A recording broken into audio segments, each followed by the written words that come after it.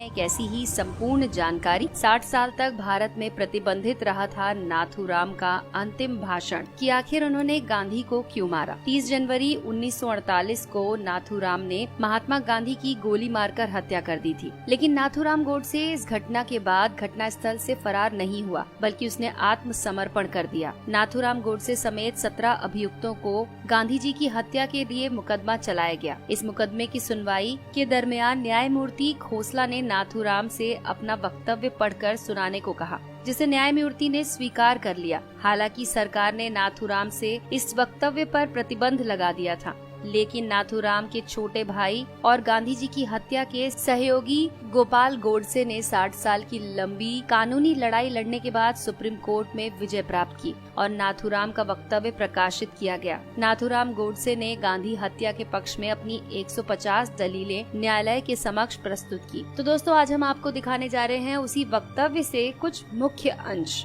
नाथूराम का विचार था कि गांधी जी की अहिंसा हिंदुओं को कायर बना देगी। कानपुर में गणेश शंकर विद्यार्थी को मुसलमानों ने निर्दयता से मार दिया था। महात्मा गांधी भी हिंदुओं से गणेश शंकर विद्यार्थी की तरह अहिंसा के मार्ग पर चलना और बलिदान करने की बातें करते थे। नाथूराम गोडसे को भय था कि गांधी जी की अहिंसा वाली नीति हिंदुओं को कमजोर बना देगी और वो अपना अधिकार प्राप्त नहीं कर पाएंगे। 1919 को अमृतसर के जलियांवाला बाग में गोलीकांड के बाद से पूरे देश में ब्रिटिश हुकूमत के खिलाफ आक्रोश उफान हो गया था। भारतीय जनता इस नरसंहार के खलनायक जनरल डायर पर अभियोग चलाने की मंशा को लेकर गांधी जी के पास गई, लेकिन गांधी जी ने भारतवासियों की इस आग्रह को समर्थन न देने का साफ साफ कह दिया। महात्मा गांधी ने खिलाफत आंदोलन का समर्थन करके भारतीय राजनीति में सांप्रदायिकता का जहर घोल दिया। महात्मा गांधी खुद को मुसलमानों का हितैषी की तरह पेश करते थे। वो केरल के मोपला मुसलमानों द्वारा वहाँ के 1500 हिंदुओं को मारने और 2000 से अधिक हिंदुओं को मुसलमान बनाए जाने की घटना का विरोध तक नहीं कर सके।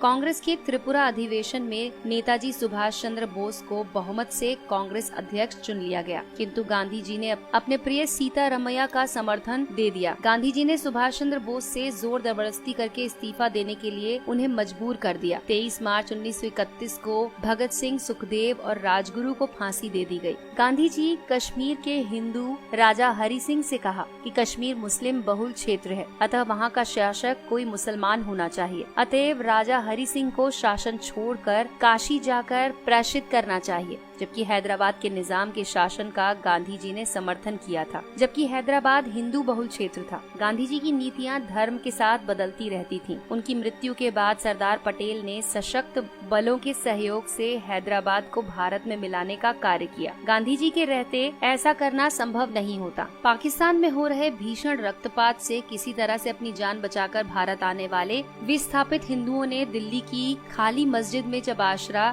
स्थायी रूप से लिया तो मुसलमानों ने मस्जिद में रहने वाले हिंदुओं का विरोध किया, जिसके आगे गांधी जी नतमस्तक हो गए और गांधी जी ने उन विस्थापित हिंदुओं को, जिनमें बूढ़े, स्त्रियां और बालक अधिक थे, मस्जिदों से खदेड़ दिया। बाहर ठिठुरते सर्दियों में रात बिताने पर उन्हें मजबूर किया गया। महात्मा गांधी ने दिल्ली में स्थित मंदिर में अपनी प्रार्थना सभा के दौरान नमाज पढ़ी, जिसका मंदिर के पुजारी से लेकर तमाम हिंदुओं ने विरोध किया, लेकिन गांधी जी ने इस विरोध को दरकिनार कर दिया। महात्मा गांधी एक बार भी किसी मस्जिद में जाकर गीता का पाठ नहीं कर सके। लाहौर कांग्रेस में वल्लभ भाई पटेल का बहुमत से विजय प्राप्त कर गए, किंतु गांधी जी अपनी जिद के कारण ये पद जवाहरलाल नेहरू को दे गए। गांधी जी अपनी मांग को मनवाने के लिए अनशन, धरना, रूठना, किसी से बात न करने जैसी युक्तियों को अपनाकर अपना काम निकलवाने में माहिर थे। इसके लिए वो नीति अनीति का लेश मात्र भी विचार नहीं करते थे। 14 जून 1947 को दिल्ली में आयोजित अखिल भारतीय कांग्रेस समिति की बैठक में भारत विभाजन का प्रस्ताव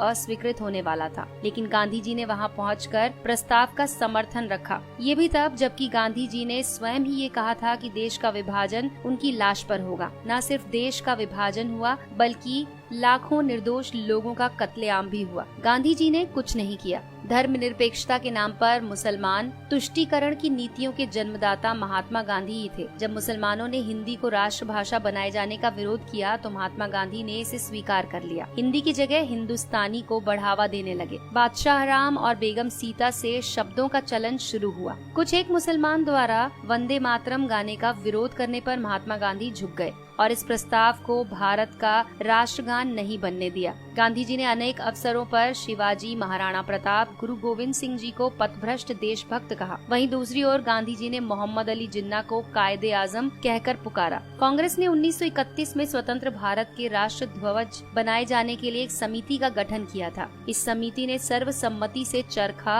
और भगवा वस्त्र को भारत का राष्ट्र ध्वज के डिजाइन को मान्यता दी, किंतु गांधी जी की जिद के कारण उसमें तिरंगा बनाया गया। जब सरदार वल्लभ भाई पटेल के नेतृत्व में सोमनाथ मंदिर का सरकारी व्यय पर पुनर्निर्माण करने का प्रस्ताव पारित किया गया, तब गांधी जी, जो कि मंत्रिमंडल के सदस्य भी नहीं थे, सोमनाथ मंदिर पर सरकारी व्यय के प्रस्ताव को निरस्तर कर दिया और 13 जनवरी 1948 को आमरण अनशन के माध्यम से सरकार पर दिल्ली की मस्जिदों का सरकारी खर्च से पुनर्निर्माण करने का दबाव डालने लगे। भारत को स्वतंत्रता के बाद पाकिस्तान को एक समझौते के तहत 75 करोड़ रुपए देने थे। भारत ने 20 करोड़ रुपए दे भी दिए थे, लेकिन इसी बीच 22 अक्टूबर 1947 को पाकिस्तान ने कश्मीर पर आक्रमण कर दिया। केंद्रीय मंत्रिमंडल ने आक्रमण से क्षुब्ध होकर 55 करोड़ की राशि न देने का निर्णय ले लिया था, जिसका महात्मा गांधी ने विरोध किया और आमरण अनशन शुरू कर दिया, जिसके परिणाम स्वरूप 55 करोड़ की राशि भारत ने पाकिस्तान को दी। महात्मा गांधी भारत के नहीं अपितु पाकिस्तान के राष्ट्रपिता थे, जो हर एक कदम पर पाकिस्तान के पक्ष में खड़े रहे, फिर चाहे पाकिस्तान की मांग जायज हो या नाजायज। गांधी जी